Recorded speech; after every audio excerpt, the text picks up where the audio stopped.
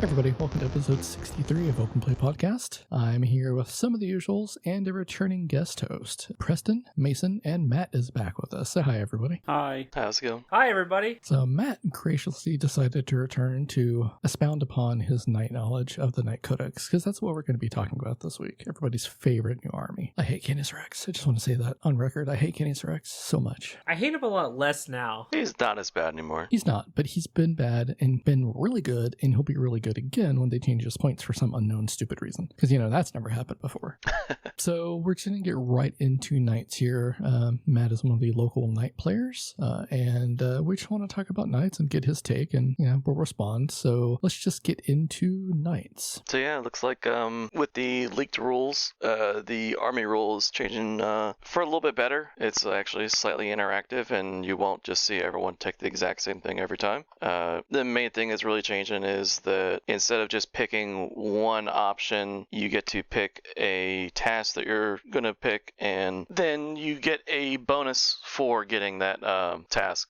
So the main thing is you're not going to have such a spike in CP gain when you actually complete your deed, but there's some other ways that you can get even more. But the main thing is they split up the deeds. I don't know why one would really pick the random one. You get an extra CP for picking random, but you could not get very good bonuses if you do that. But gone now is the try and kill your opponent's warlord, because, apparently the only army interacting with your opponent's warlord is now no longer there. I like that change. Warlord, either it should be a game mechanic or it should just be like a thematic pick. It should never be this weird in-between where you have some models are forced to be the warlord and exactly one army interacted with that rule, and that was it. Yeah, there were several armies where I would go against them and they have to have a warlord, and it's the warlord has to go forward, so it was quite easy to kill it sometimes. Yeah, and what was the timing on that before? The old one was if in your command phase the warlord character was dead, you got the bonus. So if you had a warlord that stood back up at the end of a phase, happened to me a lot with Necrons with Illuminator Zarek. And you're still picking the same time. You're still picking at the read mission step, which is basically before deployment. Yes. But now you don't have to, if you do, you're killing any character and you get a pick at the start of the battle. So if your opponent deployed their warlord back in the middle of BFE, you can say, well, that guy's right up front, I'm going to kill him. Pretty much. But with the way it changed now is, let's say for the first deed is you're trying to kill a specific character that you designate. At the read mission step, you're saying that I'm going to try and do this deed, but you don't pick that character until the start of the battle round, like the very first battle round. So if your opponent deployed a character forward or exposed, and it is before you see who goes first though, but if you happen to go first and it's an exposed character, that's an easy first round completion. So if your opponent deploys an exposed character, it's kind of their own fault, but they at least know that they have to hide their characters. And some armies might have a character that they want like a low knot, they can go out of the center, but my whole army can just reach that guy and kill him, and then all of a sudden I'm honored. Or it's not called honor anymore, but it is honored. Yes. Yeah, and then now gone is the you have to take your opponent's home objective. That one was kind of annoying to do with knights, and the bonus back then was not worth that over the rerolls, but now it's just control more objectives than your opponent, which you'll see in some of these detachments is a lot easier to do. And then the other one, which actually can be pretty easy to do, is just in a battle round you kill more units than the battle round number. So if your opponent leaves two things exposed battle round one, and you're able to just pick off two small things, that's instant completion. The bonuses are better now. I mean, the first one is just standard one hit reroll, one reroll per night. The second bonus is you get 2 move and 1 to advance and charge. Slightly better than what it used to be. And then the other one is OC +2 and leadership +1. Can be impactful, but not so much. So it's more of a side grade from the way it used to be, but it's more interactive. But in terms of army rule, that's pretty much it. The detachments are where all the flavors at right now. So as a non-knight player myself, the deeds and the qualities there, do they apply army-wide, or is it to the particular unit that completes the deed? Imperial Knight faction. That's pretty nice. So if you have allies, it's not going to apply to any of them. Yeah, but if you're on multiple big knights. Well, yeah, and the qualities are just because you're picking a deed, you get that quality. It's not like you have to complete the deed to get the quality. Completing the deed is giving you CP. So even you're not like desperate to to finish out your deed. Like, yeah, obviously 2 CP is nice, but you know you're always going to get something, even if you don't. So you'll still get your 1 reroll per activation.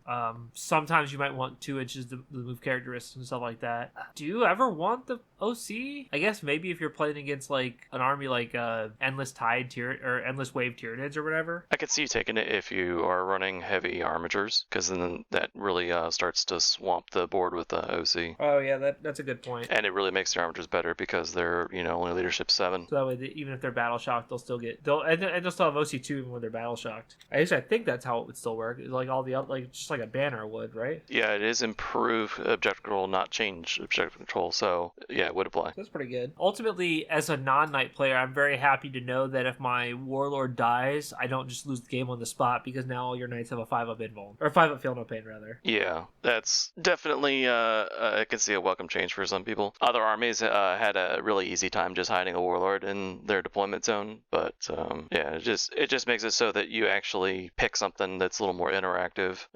If your opponent has a unit that's led by a character that they have to make use of, now you can just pick that unit. So it can be simultaneously easier and maybe sometimes harder, but it's less impactful. On the rest of the army rules, nothing really changed with Bondsman. It's still just, it applies to an armature. Super Heavy Walker is as it has been, where you can walk over stuff that's 4 inch or less for no penalty, move over any model that's not Titanic, and the whole Kool-Aid man through walls and only be battle shocked on a 1. I'm surprised that stuck around. I would have expected it would be like a leadership test instead, or maybe hazardous. Yeah, battle shock is an interesting downside to that rule. I think it doesn't make a lot of sense thematically, but I guess like the you hit a rock and stumble a little bit, and all of a sudden you're shaken and can't use the tank shock stratagem all of a sudden. I guess I also could have seen it go to a 1 or a 2, but they kept it the same. I don't think it's a huge issue either way. No, I think it was a good change. I think that it being on a 1, like, it means that you're always gonna like assume you can, and when you can't, you're just like, oh, that really, really sucks. Whereas if it's a 1 or a 2, you actually will plan around it more, failing. Yeah, and since that change happened, I always send my knights through walls, and it's happened where I think once I've been battle shocked. But ready to get into the detachments. Yes, let's talk about what's going to make everybody's life worse. Yeah,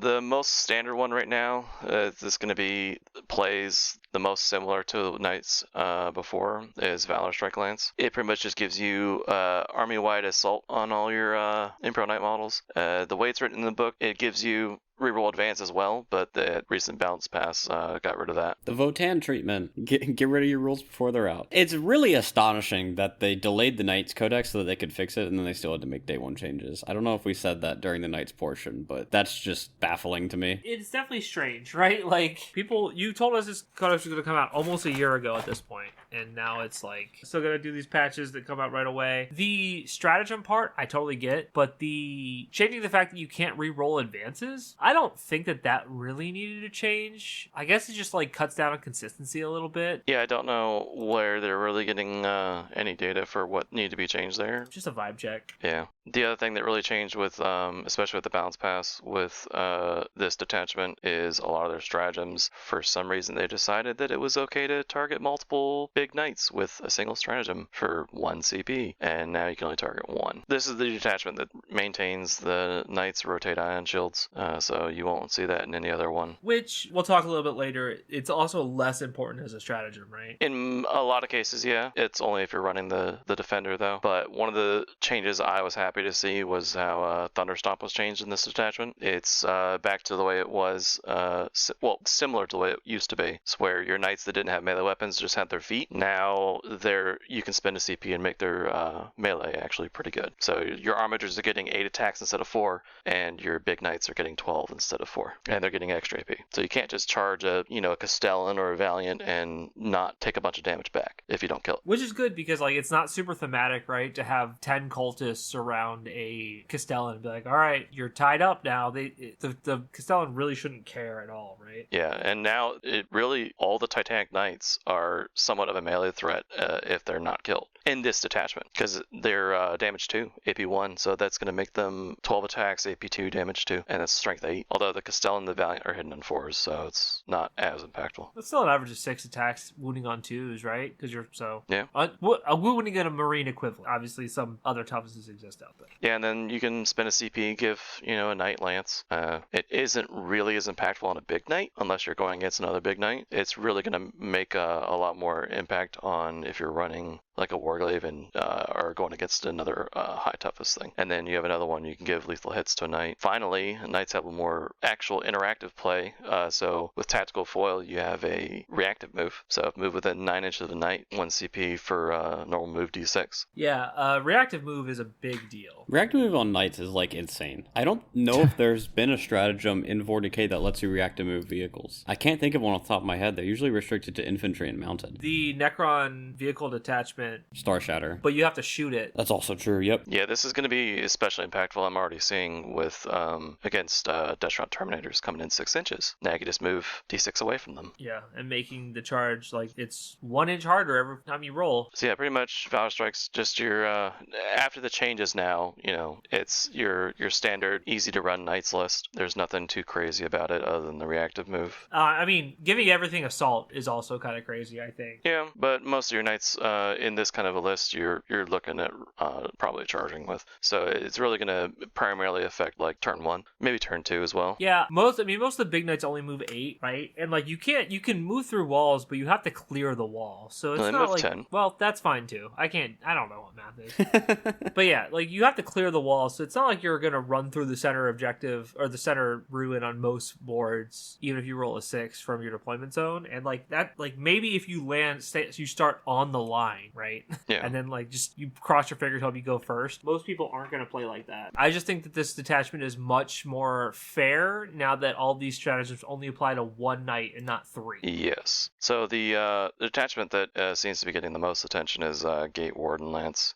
Seen a lot of talk about that one. Definitely going to be an interesting way to play. So the main thing is with this one is you pick 2 objectives in on the battlefield and draw a line between them. And if you're on that line, you get sustain its 1 and ignore modifiers and sustain its 1. So I remember when we moved from 9th edition to 10th edition, and they got rid of some of the deployment zones because they were too hard to set up on the table. And now we have an invisible line that you have to keep track of all game for 3 hours while you have terrain and models moving around. And sometimes not just one line, because if you play supply drop and an objective goes away, you redraw the line. That's really wonderful. Same with Scorched Earth too, right? You can burn objective. Yep. If for some reason the objective that you picked is one of the line ones and it goes away, you redraw the new line. It would have been nice if they had maybe set lines, like the line of the deployment zone and a line across no man's land that wouldn't change no matter what the layout is or anything like that. But now we just have lines that are set by the player that change depending on what deployment zone you're on, because that changes where the objectives are. So even if you drew it from like left to center, right? Something like that, that's going to change if the mission's different because the objectives will be in different spots. Mm-hmm. If they were going to do this line thing at all, they didn't have to do the line thing.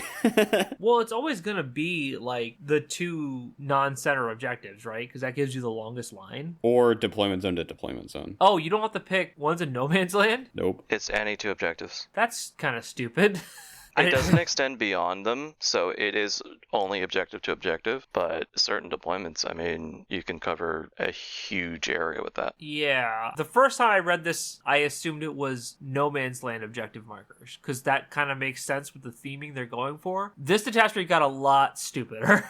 All of a sudden. Yeah. And it was already really good, I thought. Now, one of the things I saw, though, some people were saying that, does that mean I have now this giant, 6-inch line?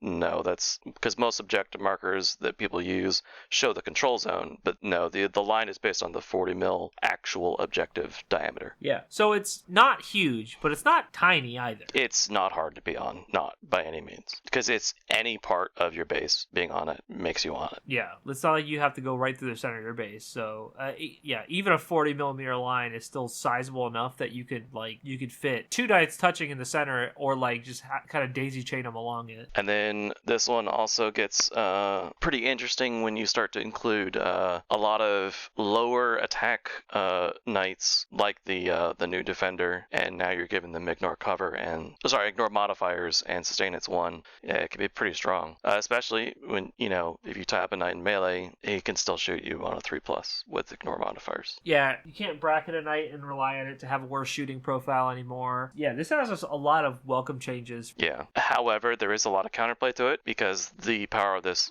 detachment severely drops if you can keep them off that line. Some of the enhancements are also still based on the line, so you can give an armiger affected by a bondsman ability the knight's OC if it's on the line, so you can severely increase OC on a particular objective. You can give reroll hit and wounds of 1 to a knight on the defensive line for an enhancement. Yeah, so the enhancement, Questoris-at-Arms, so it's on one of your character knights, pretty much all your big knights except the 2 biggest ones. So while that knight is on a defensive line, there's no enemy units on your defensive line, you're adding your OC to each model affected by that model's bondsman. So in this attachment, that's just going to be 1 model, but still, you're adding a lot of OC to 1 model. Yeah, because like giving something neg-1 damage or advance and charge, and also putting their OC to 12. Is it 12? You're adding 10 OC for the knight model. Oh, you just straight up add it. Oh, yes. Okay. For some reason I was not like changing. You did say add multiple times, and I was just like, oh, but it copies the OC. That's really good. But no, yeah, giving it plus 10 OC. You're making an armiger 16 OC. Yeah, just a casual 16 OC. I will say, I think in this kind of detachment, I think your enhancements are not going to be very highly valued, just because of how transient the game will be, where every game, your line's going to be maybe different, and as the game goes on, where you want your knights to be, depending on the matchups and all this, like, it's very hard to plan for your enhancements. So I think having stratagems be the focus of where this detachment's power is going to be, because you can just target units that are already on the line. You don't have to worry about setting it up. Yeah, however, there is the last enhancement. You can make any big knight have free tank shock, and it's named. So if you have a lancer or some other knight tank shocks, now this one can do it for free. So does that have to be on the line, or is it just nope? It's just free tank shock. Nice. as a enhancement. So Purgation's Hand you probably aren't going to take, because I feel as though a lot of times you're going to re-roll your ones anyway. This is all ones though. True. But we're not attacking at such high volumes where that's going to be that game changing. Yeah, I think that they're priced enough that like at night points sometimes are a little awkward, so I think that it's good that these are kind of in that 15 to 20 point range. But your strats, well, they're pretty good. Yeah. So the one that's going to get the most use is definitely the first one, Drive Them Out. One knight model that has been selected, you just give them crits on 5s on your defensive line. Oh, hey, Canis Rex is back. And now it's on models with even better shooting than the Canis Rex. Yeah, or Canis Rex's friends are also back who just could mess people up. I like nothing about any of this. Oh, but wait, there's more. Yeah, there's a lot more with this one. How about giving a knight the good old Custody Warden -1 to wound if your strength is higher than its toughness, and only 1 CP. Definitely helps with their toughness going down, because there's a lot of strength 12 stuff that likes to go into knights. Yep. Putting las cannons back to wounding on 4s, and like we talked about before, a lot of ignoring modifiers is going away too, so... Except in this book. Yeah, well, and knights, to be fair, you should ignore modifiers. It's in multiple places in this book too. Yeah, and I understand that, just because, like, if you only have, like, 7 to 10 models, you don't want them to all suffer -1 to hit. That kind of sucks. And that was one of the biggest weaknesses that knights had against Death Guard as well. Yep, giving them -1 to hit. Oh yeah, stealth everywhere. But yeah, -1 to wound for 1 CP, crit 5. So far, we're 2 out of 2 for really good strats for this attachment. Reroll hits in melee for 1 CP as well. Who would not like to reroll hits? I mean, once again, yeah, you have low quantity of attacks and high quality, but like sometimes you just want to make sure that your 5 attacks all hit, and if you have, I don't know, critical 5 sustained hits, maybe you want to fish. I will say that one is a little tricky to proc, because it does require you to be on the line, and that requires you to be on the line after having made a charge. And with the way charge rolls work, and especially if the enemy positions their models in certain ways, that just might not be possible. I could see it mainly making use when you're charging an objective. Sure. It does have a lot of if this and this and this, so I don't think that it's like a busted. It's not something when you're always going to be able to use, but when you can use it, you're definitely thankful for it. Although I think the thing you're going to see the most, where almost all this detachment CP goes, is a combination of the crit 5s and this next one. How about on the line in your shooting phase, sustain it's 2 instead of sustain it's 1? Yeah, that's the meat and potatoes of it all, isn't it? Crit 5, sustain 2. Surely that's 2 CP, right? Of course it is, right? Yeah, to use both of them, you pay 2 CP. Well, yeah. Or 1 if you use our silver and red friend. Yeah, Canis is going to pay 1 CP to use both of these. God, so disgusting. And nobody can stop him. You can if you break the model. Yes. But that's primarily what you're going to see all the CP of this particular detachment use is crit 5, sustain it's 2. Does it need more? No, this is primarily a shooting focused one, so the more melee you can shove up into knights, the harder it is going to be for them to respond to it. But you do ignore the modifier for being engaged, which is kind of nice. Yeah, if you're on the defensive line, yeah. So you got to be able to make it up to there. But once the knights are on defensive line, they're going to be very powerful. And so the neat thing about this also is that a lot of rules in the game typically proc for you being on objective markers, and you get your army bonuses don't have to necessarily stand on objective markers. Yeah, you could be between them on the line and get them all. Yeah, so that is definitely not bad either. I can see the main way people play this is they get the big knights on the line and not objectives, and throw a small knight on the actual objective or agents. Yeah, like, okay, you can come kill this 40-point squad of or 60-point squad of henchmen and whatever, and as soon as whatever steps out is going to get obliterated by these knights who can see that whole objective.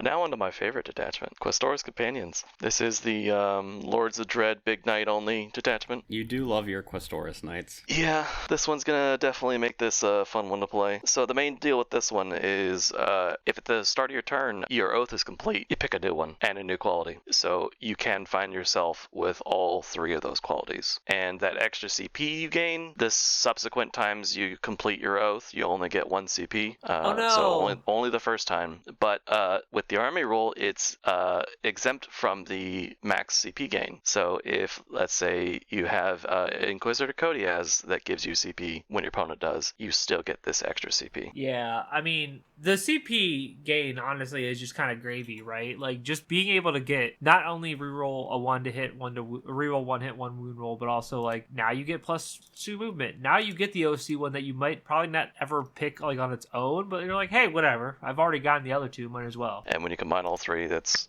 ends up being pretty strong. Your powers combined, we are screwing for our opponent. And then the other thing with this is your enhancements are all one-time use, except if you complete an oath, you get another use of it. So now each you're playing enhancement's stronger. Custodies. Yeah, but it's not just one more time. It's every time you complete the oath. But all these enhancements are either 10 or 15 points, and that's after they went up in price. So first one, you're not really going to see it much. It's just, hey, take a battle shock test at -1 if you're in engagement range with this knight, but the next few are definitely going to be seen. So if you use this enhancement and target a unit that has fly, you can just reroll hit roll. So that's whatever knight you put it on. Not as strong as I guess some other ones might be, but I can still see it coming up because a lot of stuff has fly that people don't think about. I mean, Riptide just got buffed to strength 10 and they fly, don't they? So yeah, so now if you have that enhancement, you're pretty much going to be swatting getting flies. full hit rerolls. But the next one is the one that I'm going to be using on a Knight Gallant. When you use this as an enhancement at the start of the fight phase, until the end of the fight phase, you have sustain hits 2 on your melee. Yeah, who needs a stupid line? You can just say I have it. Granted, it's one-time use until you complete your oath and get another use of it, but you're probably going to complete your oath with the model doing the enhancement. Yeah, kill a character with my sustain hits 2. Yeah, they just have sustain hits 2 and 1 CP epic challenge. Surely that's a very expensive enhancement though, right? Oh no, of course not. Why would it be? Why is only 10 points? What the hell? Uh-huh. 15. Okay, 15 points. My mistake. That's way better. It used to be 5. Yeah, it used to be 5 points, which is crazy. Oh, fuck off. They all used to be 5. Why were they 5 points? That's like no enhancements 5 points. Who wrote this book? What were they thinking when this book was written 2 years ago? The person writing this, like, they're not ready for this. We got to put this on hold. Well, and then the last one, a very flavorful one that used to be a stratagem. How about when you kill something in melee, you look at something that's within 12 inches and not engaged, and grenade it. That's kind of funny. Why Basically, not? take the thing you killed in your hand and throw it at your enemy. Corpse explosion. There you go. Yep, and that one's only 10 points. That's fair. Surely the stratagems are all terrible, though. Yeah, 1 CP, feel no pain 6 up, not bad. Titanic only though, so no armatures. But I doubt you'll run more than 1 or 2 armatures in this detachment, if any. I was gonna say all the strats here are Titanic only, I think. Yeah, all of them are. So, shooting or fight, you can, when you target a monster, Titanic or Walker, add 1 hit roll, add 1 wound roll. It's one I messed up earlier. So now, this detachment knights are very effective at the knight matchup, so the mirror match. Yep, you can kill armatures very easily, and also, like, pretty much anything else. Demon Primarchs. Anything you struggled to kill before, you don't struggle to kill anymore. Yeah, and that's only 1 CP. And now for another spicy one, Moment of Glory. When you are consolidating, how about consolidate 3 extra inches? What would you be using this for as knights? Because normally these kind of stratagems, you'd like to use them on big unit. Well, when I say big units, I mean like 20 model or 15 model units, where you would either tag a bunch of stuff or you would wrap stuff with it. So what are you going to do with this with just like a big knight? I think to tag another unit or to get onto an objective. You have to get into engagement with this one. Oh, so it's to tag another unit. Yeah, you can't use the extra movement if you are just getting onto an objective. But you combine it with the Knight Gallant, and he can do that an extra 3 as well. So now you have a 9-inch consolidate. Interesting. I don't see it having a ton of use, but I can see it being very impactful when the right circumstances come up. And it's a ton of movement for free. And then we have Hero's Tread, which is basically the Chaos Knight sticky objective, where you have to out OC5 to take it from them. And that's only 1 CP as well. However, this one is end of command phase, which I know we talked about last episode with the changes to Chaos Knights, where they have to do it at the beginning of their command phase instead of just any phase. This one is specifically end of command phase now, but still very impactful for knight models that don't want to be stuck staying on objective. Yeah, and it's nice they can't just put a little idiot there, like an OC1 guy on there just to take it away. Yeah, it's only a Titanic Knight that can do this. Like, you can't just deep strike a Calidus into your backfield and take your home from you. No, but then something I missed from 9th edition, but it's going to cost 2 CP now. How about making a Titanic fallback shoot and charge? Yay! The knight's weakness is gone. Mm-hmm. No more getting tied up. Or Canis doing it for 1 CP. Yeah, 2 CP is kind of pricey for this, but it's definitely a keyhole that you like filled. Yeah, and it's not really that pricey though, because this is the detachment that generates a ton of CP. That's fair. So I see running Canis in this just for the stratagem reasons, but he's not going to really benefit from the other enhancement stuff because you can't use enhancements on him, but definitely he gets a lot of use out of some of these stratagems. And then the other one, 1 CP for advance and charge. So you're going to see potentially either a Gallant with the sustain hits 2 in melee, advance and charging, or even just a Lancer. So for this detachment, what would your list look like? Like, what would you personally be running with this? I would probably run Canis, a Gallant, and a Defender, and then depending on what's left, probably a Paladin, honestly. The Paladin's really nice now. And then I have to see what's left in the points to fill it with probably agents. So it'd be a 4 big knight list. Yeah, it's around 16 and change. But I think the main power is coming out of sustain hits 2, advance and charge Gallant. That's moving 12 inches already. And the Gallant got severely buffed, which we'll get to a little bit. I mean, it just seems really strong. Access to advance and charge, access to fallback shoot and charge, sustain 2, Sticky objective. kill something and then throw its charred body at something else. Like, what are we doing here? Like, seems really good. It's got all the right buttons. It's got the buttons, you just need to push them in Any order, apparently. apply knight to your opponent's face. And the potential for the reroll hit and wound, +2 movement, +1 advance and charge, and +2 OC, and +1 leadership, potentially all at once. So like round 4 and 5, you're really strong if you live. Super cool. It'll be fun to play. Not fun to play against, but fun to play. It's you're still pretty vulnerable in terms of not have no access to rotate ion shields.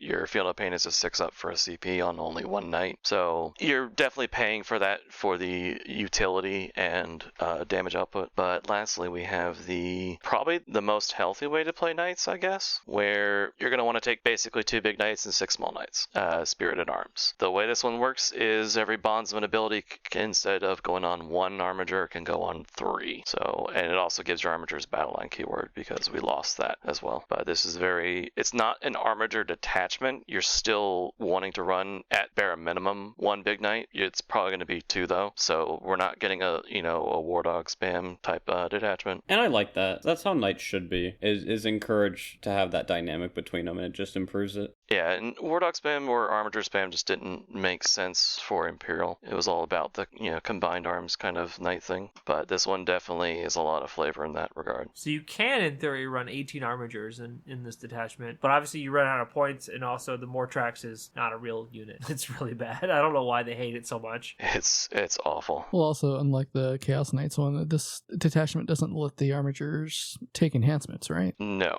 they just get battle line, and they're able to get a bunch of buffs off of your big knights. But they kind of become better than just characters because they get a lot of stacking buffs. So enhancements, one of your big knights, when you have 2 or more armigers under the effects of the bondsman, that armiger can reroll all hits of 1. So you got a Knight Crusader giving out +1 to hit to 3 different armiger Helverins. Now they're hitting on 2s and rerolling all their 1s. Another one, you got one big knight, if he's got bondsman on 2 or more armigers, their melee attacks have precision. So it makes Warglaves actually really good. Don't have to pay for epic challenge. Well, armigers couldn't do it before, but now they basically effectively are doing it. Yeah, like saying hey, I'm not going to kill your whole squad, so I'm just going to kill this guy anyway. And a lot of army lists lose a lot of power when you kill just the character. I'm looking at orcs for that. But no one likes orcs anyway, so it's fine. Especially because of how bad they are. Yeah. But yeah, the next one, Tales of Heroism. Again, when you have 2 or more armigers. So none of these really work if you're only buffing 1 armiger. So your big knight has to stay within 12 inches of at least 2 of them. That armiger now gets to ignore modifiers to hit and wound, which can be pretty strong against certain units. And then our last one is any armiger that's any of the armigers that are under the effects of a bondsman. 2 of them from 1 knight. Now they get access to counteroffensive for 0 CP. So the main thing I always said was I'll never interrupt on a Warglaive unless it's like potentially game changing. Well, now you can just do it for free. Yeah, I mean, saving 2 CP is very good. Yeah, I know a Warglaive, especially without charging, you don't get the sustain, so it's not as good. But I mean, it's free real estate. Well, that sustain is no longer a thing, actually. Oh, is it? Oh, okay. It's now +1 attack on the strike, +2 attacks on the sweep. So it's more reliable, but not as swingy. But still, it is on the charge only. Yeah, but, you're just like, hey, you're going to take 4 attacks for free, or 8 attacks or whatever for free, if you charge 2 of these armigers. I was going to say is all these enhancements are pretty cheap. Yep. The one that's the strongest, or the most expensive, sorry. Yeah, it's 20 points. Mentor's Pride. Yeah, that's the reroll hit rolls of 1, which is surprising because that doesn't really seem like the strongest. No, it doesn't. Actually, that's a good point. In Fables is 10, Tales of Heroism is 10, and Martial Tuition's only 15. Yeah, so 15 for multiple armigers having free counteroffensive. It's probably because that's the only one that applies to shooting and melee, whereas the other ones only apply to melee. But with the way that Martial Tuition is, it names counteroffensive for 0 CP, and it's 2 or more armigers. So you could potentially have 3 armigers that have access to 0 CP interrupt. Yeah, I mean, having a lot of units with interrupt requires a lot of enemy models to be in combat with you, to be fair. I have been in situations where there has been enough, so I can see getting some use out of it. But it's like, opponent charges 3 of your armigers, he's only going to get to kill 1 of them without reprisal, if it's the same 3. You can't use counteroffensive twice in a row. Is it limited to once per battle round? The timing on counteroffensive is after an opponent has made attacks. So after they make attacks, you can interrupt once, and then they get to make attacks again, and then you interrupt again. Oh, I see. Yeah, that is definitely a danger. Or you can interrupt for free with a little knight, and then interrupt for free with a big knight, or vice versa, or something like that. The big knight doesn't get to use this well, stuff. you pay for the big knight, and then the little knight does it for free. Especially if you follow it up with a heroic, too, because, you're going to charge my big knight? Well, I'm going to heroic you, and then if you don't kill my big knight in the first activation with the first unit, I'll kill the second unit with this, or I'll do damage to it with the armiger. And in a lot of cases, a big knight's getting charged by multiple units. Yeah, just because there's a very few units in the game that can kill a big knight in 1 activation, for good reason. I mean, 28 or 26 wounds is a lot to chew through. And if it's a Lancer, you definitely need to over invest. Yeah. Now for stratagems, you've got the ability to to get +1 to hit on armigers in the fight phase. But you are selecting an enemy unit for that. It is weird though. I don't get the wording on the way they did this one for Virtue of Courage. So 1 armiger from your army and one Imperial Knight's Titanic model and an armiger buffed by its bondsman. The armiger then gets the ability. The only thing I can see is that if you have... Well, Canis Rex doesn't give bondsman, so never mind. You can't use Canis Rex to make it free. I think that might be a typo, because that doesn't make any sense. I would say that might be a callback to old bondsman, but that still doesn't make any sense. And it doesn't get around Battle Shock because you're still targeting the armiger. I think the intent is that if Big Bro and Little Bro are fighting the same unit, they both get +1 to hit. It only affects the armiger. Each time your armiger attacks, it gets +1 hit. Well, yeah, I'm saying that I think that's a typo on their end. I think that they intended that to be the case, but the way they phrased it, that's not how it works. Because if they replaced armiger with Imperial Knights, yes, yeah, then that would make more sense. But that's the definitely a you can just do it for fun, right? Like you can just be like, hey, look what I can do. I can target this guy too. I'm gonna target the Questoris Knight. It doesn't do anything, but I'm gonna do it. You can flex on your opponent. Yeah. So I don't know where this one's really going to come into play. Oh, you can get around Vect. No, because you have to target both models. Yeah, you're right. Damn. It's not getting around Vect. It's not getting around Battle Shock. Nothing. I'm trying, man. I'm trying to figure out what they're going on here.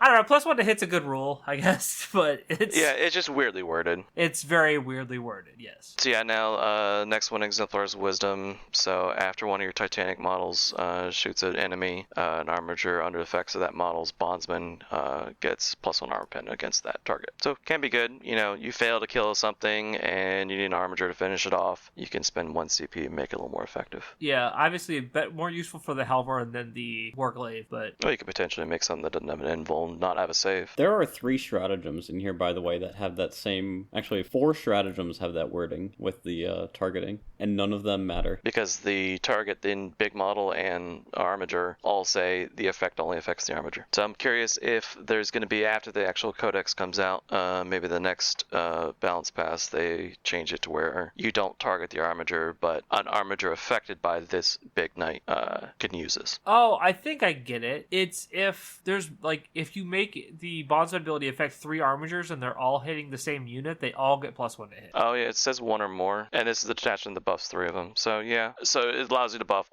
through multiple Armigers if you can do it on the Big Knight. That makes sense. It's a very weird way to phrase it, I think. It would have been more clear if they said all models and not 1 or more models. Yes. I guess it leaves it open to you don't have to buff models that you don't want to buff. For example, if you want some of your armigers to fall back and not be able to shoot, you're allowed to do so. Yes. Why? I don't know. Well, sometimes you want to shoot something and not kill it, so you're like, I don't want to get +1 AP against them because I want them to survive so I can charge them. It leaves the option there, but I don't really see me ever making use of that. It is unlikely. It's very niche. Yeah, like Preston just mentioned, the next one is that you can make armiger models eligible to shoot when they fall back. And then next one, you can give them armigers rapid fire 1, which I can see being very useful on warglaives. Yeah. So 3-shot thermal spears on potentially 3 warglaives. Yeah, because, how often have you missed one of the shots and then they made it the invuln for the other one? All the time. So having an extra shot just to help through, and you'll be in melter range for it. Yep. And then we get access to an armiger getting armor contempt. That's pretty good. Armor Contempt's a good strat. Yeah, it is only an armiger, and it's 1 armiger, but it's still pretty good. A little bit of durability, because in this attachment, your armigers are a lot of your strength. And then the last one is pretty interesting, because every armiger that you select, so up to 3, if they're all buffed by the same in Big Knight, if they're within 9 inches of the battlefield edge, they can be pulled off the board and put into strat reserve, as long as they're not engaged. Okay, so it's in a real strat reserve, so you can rapid ingress one of them next turn. That's pretty good. So it's not like up and down, so there's no whole, turn 1, up and down. But I can see a lot of use of this. I mean, even going first turn, I'm going to drop these 3 armigers in the back, and then at the end of your turn, I'm going to put them into strat reserves, and then I'll strat reserve them back in next turn, and just so I can get angles on things. Yep. The only downside is it'd be cool if there was a rider that says if they were affected by a bondsman, then they went into strat reserve, they're still affected by that bondsman. Bondsman is until your next command phase, so it wouldn't matter. Well, yeah. if you pull it off on your turn and they're affected by a bondsman, they're going to have that if you rapid ingress on your opponent's turn. If for some reason it would come up. So if you do one of the defenseman bondsmen, they'll still have it. Yeah. But yeah, even not having a bondsman, just being able to say, oh, hey, I have if you don't rapid ingress him and you just say, hey, I have this guy now, he's going to have angle on you to shoot your transports and stuff like that. Like, it's decent to trade a 140 point unit for a transport on a unit that really might want that transport to be able to stage in the midfield. Yeah. So that's all the detachments. How do you feel about how the detachments are designed as a whole? Also combined with Grotmus, right? That's not a detachment. Fair enough. Apparently there was an update on this balance data slate in that detachment. Don't care. But you can take Belisarius Call now. No, you can't. No, you can only take Skitarii Rangers, Vanguard. You could, and no one would know. No one knows the rules of that detachment. The only way I could see that detachment being viable is if they added a couple more units that you could take, and that they got their army roll. If you could take Taraxi, maybe. Yeah, I'm not sure what would take for that detachment to be worthwhile. There's some people that made it work. That's too much work. But overall, I can see running all four of these detachments, but I definitely like the last two the most. I mean, I don't think there's like any turbo stinkers, right? Like, I think that they're decently well balanced there. Well, Gate Warden has the potential to be a little too busted. Yeah, I think depending on the missions that you're playing at an event, I think that Gate Wardens could be very good or like a little awkward to play. When you can make it work, it's probably a little too strong. Like, I can see the sustain hits 2 going to 2 CP. Sustained hits 2 is a pretty strong strat, so yeah, I could also see that change happening. Especially if you're putting that on a Knight Crusader that is on the line, and now you have 18 shot battle cannon that sustain hits 2. Not battle cannon, sorry, the Gatling cannon, and then a 2d6 plus 6 blast battle cannon with sustain hits 2. It's a lot. Yeah, well, just erasing things for no reason is pretty bad.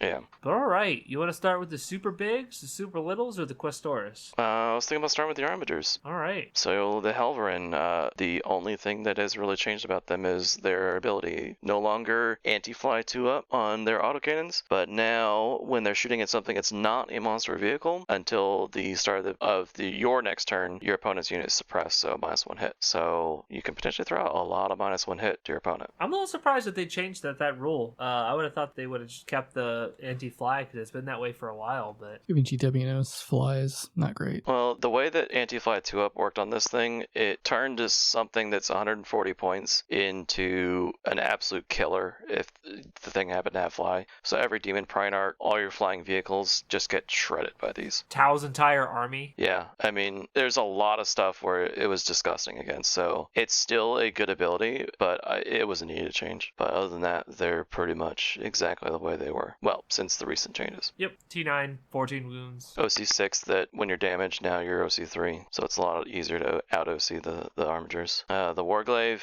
all of his stat lines are the same. His ability change as well. Instead of sustain hits on charge, +1 attack on the strike, +2 on the sweep. I much prefer that. So, nothing crazy with the small guys. Most of the big knights are pretty much the same as well, with a few exceptions. So we got Crusader, he's the same all around, so his bondsman, he gives out +1 hit for Armiger, and his own ability is he gets sustained hits if he remains stationary. Nothing real special there. But you'll see him in a lot of lists, though. Yeah, I mean, he's just a good shooting platform, right? Yeah, he gets really strong when you get him sustained hits, so you'll see him on Gate Warden detachment, just because you don't have to stay stationary to get it, and then potentially sustain hits too. And you'll see him in the Spearhead one as well, because +1 to hit on 3 Armigers is very strong. And we got everyone's favorite, the new one, the Defender. So he's got the same stat line for the most part as the Questoris Knights, but he's got a 4-up invuln against ranged rather than just a 5-up. Still not an invuln in melee though, and his guns are very good. Normally conversion beamers I am not a fan of, but this is the sweet spot range of 36, so you're getting 3 shots, and if any of those are 4 pluses, you get D3 sustain hits, and this is for a strength 12, AP2 damage 4. That is a profile for sure. Yeah, I can see it spiking very, very hard, because you're looking at a max of 11 hits off of 3 attacks. Fortunately, it's only AP2, so it's not like super oppressive. Like, so you can with cover and armor contempt, you're still getting your armor save against it. But yeah. So it is a good gun, but it's not like pushed to the limit. So I'm happy with it. And then the second main gun is Big Plasma. It is what the Castellan's Plasma used to be. So, but it's slightly shorter range. So 36-inch range, D6 plus 3 attacks, either strength 8 or 9, depending if you overcharge it. And then overcharge brings it to AP3 instead of 2, and the damage up to 3 instead of 2. So overall good plasma profile. Definitely a Terminator killer. Yeah, the breakpoint at 8 to 9 obviously isn't super relevant unless you're shooting a vehicle, but +1 damage means you're probably always going to overcharge this for the most part, unless you're shooting just Marines. But then his other guns, his regular backup gun is a phosphor blaster. It's the first time I've seen that. It's just a one-shot rapid-fire 1 at 24-inch range. Ignore cover, but AP 0 damage 1.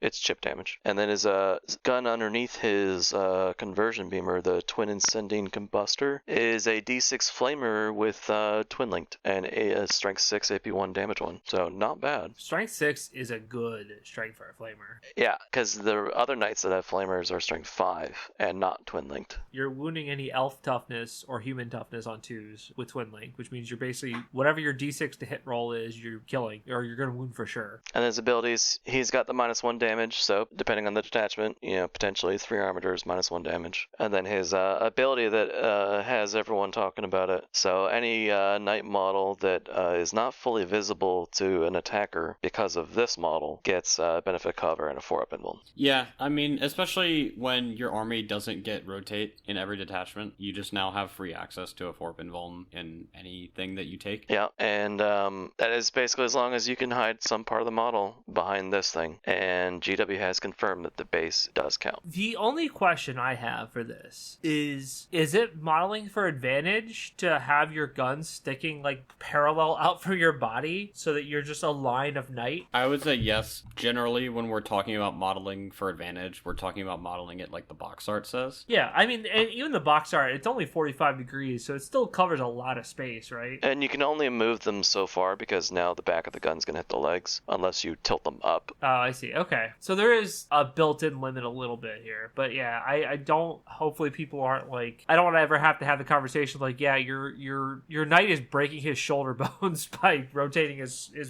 gun so far over. Yeah, I can see that being a point of contention because a lot of people are going to swing the guns way out because you don't have to do any modifications to the kit. You just swing them out because they're on a free hinge. But yeah. It does make your guy harder to move because, oh no, he's a walker, so he shrinks down to his base. Harder to hide, you still have to worry about the parts of the model impacting terrain or other models. And he is also now the most expensive of the Questoris chassis at 425 points. So he's more than Canis. Yes, he is. I mean, he's good and he's probably worth it, but I could see almost every knight list having one of him. It is good that like he's not like 350 or something like stupid, right? Like I think that they did a good job pricing him for like something. Like he's not something you're going to spam 3 of. Absolutely not. No. I can see potentially running 2 though. Yeah, I mean, I think that it's unlikely you run 4 bigs, 2 of them being defenders, right? I think you just don't have enough points. I mean, I guess it's only still like 1,500 points for that, so you still have enough room for money from trash. So maybe I'm wrong. I mean, he's entirely viable to run 2 of them in either Gate Warden or Questoris pack. I don't know about that one. You definitely want to run 1, but I would say 2 on that one. Either way, I think this guy is definitely a good. Did we mention his bondsman with the -1 damage too? Like that is definitely a good bondsman ability also. Yeah, and it is nice that our new model is a model worth taking, unlike the Chaos Knights where you don't run it at all. Yeah, I have not even seen that model built. I've seen it in a box, and that's about it. Because no one really seems excited about that little boy. All right, so let's go to the next one. One that really hasn't changed. The Knight Errant. He still can give reroll advance and assault to an armature, and his ability is just +1 to hit close to eligible target. Other than that, he literally is just unchanged. It's a little unfortunate that his bondsman is just a detachment rule, so if you take that detachment, you're kind of like the knight gets nerfed. Yeah, you just don't run the Errant in Valor Strike. I don't see any reason to run an Errant in Valor Strike. But he can be very good at Spearhead, where he can give 3 armatures, assault, and reroll advance. But I still don't put him as like top of the list for really any of the detachments. He's just kind of usable in some. So there's not really much to say about him, especially now the knights don't have have the ability to give a big knight deep strike. Yeah, it feels like you have better shooting knights and better melee knights than one that's like a hybrid, right? It would be different if the thermal cannon was back to the 9th edition range of 30, but at 24, he's a bit limited. Yeah, and if he can't deep strike, so it's going to be hard for him to get within 12. Although running him in the detachment where you get assault is actually decent. You're just not taking him for his bondsman. You're taking him because now you have a knight that moves 10 and can advance and shoot. Hitting on 2s against the closest thing. Which is usually what you're going to be shooting at. Not always, but he's just another middling knight, pretty much. But definitely next is the one that took the huge glow up, the Gallant, the all-melee Questoris Knight. So mostly unchanged except his weapon profiles. His strike is now dev wounds and his sweep is lethal hits on both weapons. Very big. That is definitely pretty good. And if you had a way to give him sustained hits, oof. Yeah, maybe in a detachment where you can get a one-time use strat, enhancement, sustain hits too. You know what? I don't like that. Just crazy enough to work. So he's your big 12-inch moving Questoris Knight with a bunch of melee. He still does one backup gun and a dorsal gun. So you can take, usually you take the rocket pod and on him probably a Melta. But not a whole lot of shooting, but a lot of melee. He hits and kills stuff, right? Oh yeah. He is definitely one of your premier melee knights now. No invuln in melee though, so still like every other Questoris Knight.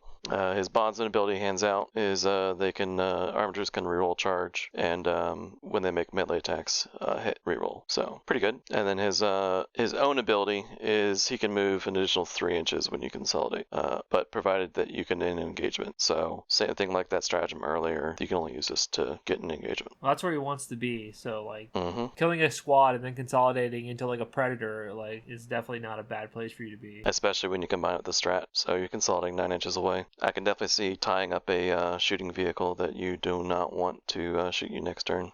But good to have a reason to run the Gallant now.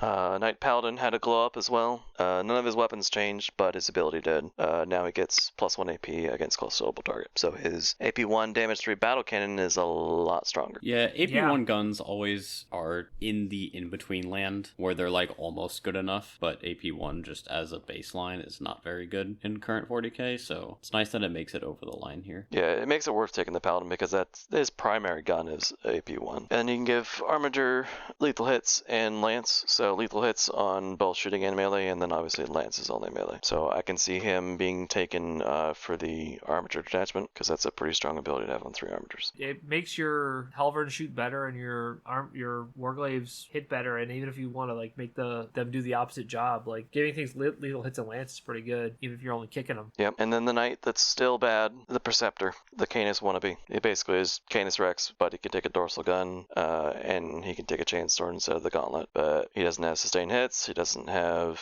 the strong ability. Yeah, no enhancement that you could possibly give this guy will ever make him as good as Canis Rex. And that's why he is still down at 365 points. I mean, his ability is you basically get Oath of Moment, but you decide at the beginning of the battle and you don't change it. So when that thing's dead, his ability is useless. And his bondsman is a reroll wound for a Armiger targeting his quarry, so only his Oath of Moment target. So I can't see people taking this guy. But who will they take? The next guy, Canis Rex. So weapon profiles, Canis is unchanged. All of his changes are pretty much his ability. His first one didn't change at all, so he can still use a strat for 1 less, and it's still once per turn, not just once per battle round. But his other one is no longer sustained hits 5. It is once per battle. At any phase, you can target any Imperium unit within 12 inches and that's battle shocked and make it no longer battle shocked. So still quite useful, just not sustained hits 5 useful. I can see him still being quite a problem for a lot of people.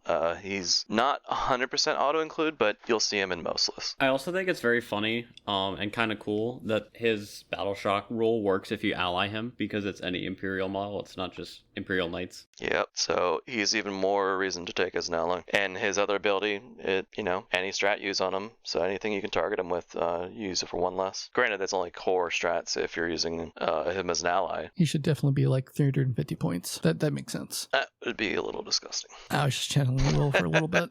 His old point cost, though, was still too much. Well, I mean, too little. It was way too cheap. It was terrible. Yeah. 415 for his current data sheet, I think is good. Because he's not the absolute, S-tier knight that he was. And he's not the most expensive in his chassis, but he's still very strong. And then Hector, using him hasn't changed. So he disembarks from destroyed transport when he gets out. And the Canis Rex unit is not destroyed until Hector's destroyed, even though he is a different unit. So if you have Oath of Moment on Canis, it doesn't apply to Hector. And he still retains Lone Op as well. So still a problem for a lot of people. And now we get to some fun ones. You also don't get Bring It Down, right? Until you get Assassinate, but not Bring It Down. Correct. And if you have a particular thing like the army you play where you have to kill units. Yeah, Coder conceded. I almost missed my pact last time we played because I forgot that was a rule. God, that is obnoxious. No matter how many times I explain it, people still mess it up. Well, it's such a weird rule, to be honest. Like it's definitely a strange interaction. It is. I also think it's funny that Sir Hector can stub his toe on the way out. Yeah, but it also is a bit of a double-edged sword because if your opponent draws Bring It Down the turn after they killed Canis, but Hector's still there, well, they can score Bring It Down. Huh. Yeah, I never thought about that, but yeah, I never thought about the double-edged sword of it all. Yeah, or if you take Fixed, you score Bring It Down. Well, and Bring It Down's not the issue, but the Assassinate, you double score. All right, now the Castellan, Mr. Big Volcano Lance, he's got some changes, actually. So his Plasma got an extra pip of AP on it. AP 3 for non-overcharged, and AP 4 overcharged. AP is the best stat in the edition, in my opinion, so getting more AP is good. And his Plasma's 48-inch range. Volcano Lance is unchanged, still D3 attacks, AP 5 damage, D6 plus 8. But where another change happened is his ability. So if he's shooting a monster or vehicle, he can now reroll the damage roll. It used to be reroll a damage roll of 1, so much, much stronger. Yeah, I mean, you definitely don't want your 375, 400 point unit, something like that. 410. 410. You don't want them rolling a 1 on damage, even if it is still 9 damage. You'd like to still try again. The intent is to one-shot whatever vehicle that's not a knight that you shoot at. What I like most about knights, and this is kind of a segue, but I just wanted to say what I thought about it, is the numbers are always just so goofy. Strike 18, D6 plus 8, AP 5, or Shieldbreaker missiles are AP 6. You don't see AP 6 anywhere else, printed anywhere else. You might be able to get AP 6 by a series of rules and stratagems, but it's just funny to see it printed in black and white. This is AP 6. You don't get a save. Don't even try to get one. And it's not the only time you see that. Our next knight has it as well. So the Knight Valiant, his Harpoon is still AP 6. Damage flat 10 instead of 12 though. And his range got nerfed from 18 to 12. And it lost anti-monster and anti-vehicle 4-up. But it did get D3 attacks instead of 1 attack. And then we have his ability, Splash Mortals on his Harpoon. So when you hit something with his Harpoon, you roll D6 for that enemy and any enemy within 6 inches. And on any 4-up, those targets take D3 wounds, D3 mortals. And that's after you've resolved all your attacks. So it's not like you can hit multiple times and have that happen multiple times. It's just at the end of your attacks, 1 chance to splash mortals. I can see him seeing some play, but you're not going to see him in a lot of lists. And then lastly, we have the Knight Warden, the Mr. Gatling Cannon Knight. He retains his ability to get devastating wounds against monsters and vehicles. Oh, sorry, not monsters and vehicles. So anything he shoots at that isn't a monster vehicle is dev wounds, which is nice on that Gatling. And his Bondsman used to be what the Defender had. He used to be -1 damage. Now he can give him any Armiger, sustain hits 1 and ignore cover. So I plan on taking him in the Armiger Detachment. So 3 Halverins with sustain hits 1 and ignore cover. Yeah, ignoring cover on AP1 is really where you start getting some good numbers up. So the fact that they get both is really nice. If it was just sustained, I would just be on him. So overall, what is your favorite change for the big knights, or is it just your new knight? The new knight's good, but my favorite change is probably in the Gallant. It makes him a lot spicier to play. He definitely is much more effective at melee. I would take him over a Lancer in almost every situation. And we know that the Questoris Detachment is going to be probably what you play first, what you're most excited for, but what's one thing that you're looking forward to putting on the table specifically? I'm still going to look for an excuse to run a Porphyrion. Hey, listen, and the hold the line detachment, it probably can reach the line from anywhere with how big that model is. I wonder if you run into the same issue with his gun is too high up, though. His gun's over 5 inches above the ground, so I feel like you can't really tag the line with his gun. The good news is it always gets plunging fire, though, right? This is so true. I mean, he doesn't really need it with AP4, but I mean, still, the thought of giving a Porphyrion sustain hits 2 is kind of disgusting. It just guarantees whatever you shoot at ties, which means you can split fire almost every time and reliably kill 2 things. But I think you're going to see Gate Warden the most, the one with the line. It just has the biggest potential damage output, but I feel like the Questoris Companions is going to be the hardest to deal with in general. Oh, that is big. Yeah, I just posted in our guest chat here the size of that model. Jesus, that's big. Yeah, Porphyron's massive. It's like 20 pounds of resin. I don't know. Mine is FDM printed, and it's lighter than all my other knights. No, we don't print anything here. Everything's official Game You Source gotta buy stuff. Forge World. Yeah, come on. Spend $1,300 on it or whatever. I think he's only 800. It can show up all nice and warped and bendy, and the gun's drooping. It can't stand up on its own because it's too twisted. That's just features. Those are just bonuses. They did release in that update the Imperial armor, so all the Cerastus and Acastus knights, but they didn't really encounter any changes. They just have their point values. As far as I could tell, all their abilities and stat lines are the same, which includes the Styrix and Megara, and they are still unusable. Maybe someday. I mean, the Megara deserves it for what it did in 9th. Well, I didn't have an issue with it because, I just ran Abaddon at it, and Abaddon's like, all right, you're dead. Because Abaddon was really stupid in 9th edition. They are 2 of the knights that have their invuln in melee, but their guns are just not worth taking. Atropos, which was a problem, though, is only 405 points. Yeah, the Atropos is still a very good... I don't think... You don't take 3 of them at 4 out of 5, probably, but... No, you take 1. You'll see 1 in almost every list. Yeah. I mean, he's good at shooting, good at melee. There's no real downside to him, other than the fact that he's 30 points more than other knights. Yeah, and the Acheron that was not taken in any list at all is still 395 points for some reason. I'd probably take a Preceptor before I take an Acheron. So overall, though, you've gotten the second to last codex of the edition. It's been 2 years. Was it worth the wait? Are you happy with what you've seen? It certainly looks interesting. I would like to have seen what it was before and why it was delayed. It would just be an interesting look at what they wrote, because if it was delayed for the state of the codex, then it was probably disgusting. But I would have never wanted to see it actually make play. I just want to know what it actually was. So what letter grade would you give this codex? S tier, A tier, B tier? Probably A. It looks like a lot of fun to play. I don't see it currently being severely overpowered like how knights were before the emergency patch that they did, but it's definitely not a army that you can just discount. But the good thing is they are a little bit more complicated to play, so it's a little higher barrier of entry, so you won't see as many people swapping that rapidly and getting good results with it. But the people that know the army are definitely going to be able to make more use of it. Yeah, I think that there's a lot of good flexibility in the detachments. It's not just the same, and I'm interested to see what happens, although I'm not interested to play Ember Children into it, so if they're doing too well, like I said before, I might end up changing armies, unfortunately. Well, you'll always have a strength 12 Slaughterbound to come back to. That's right. And that's the kind of army that's going to obliterate knights. Well, you just got to be good at something, man. Yeah. And it's hidden stuff usually. But Matt, thanks for coming on. Thanks for talking knights to us. And remember, everybody, you can reach us at openplaypodcast@gmail.com. We have a Patreon. We have a Discord.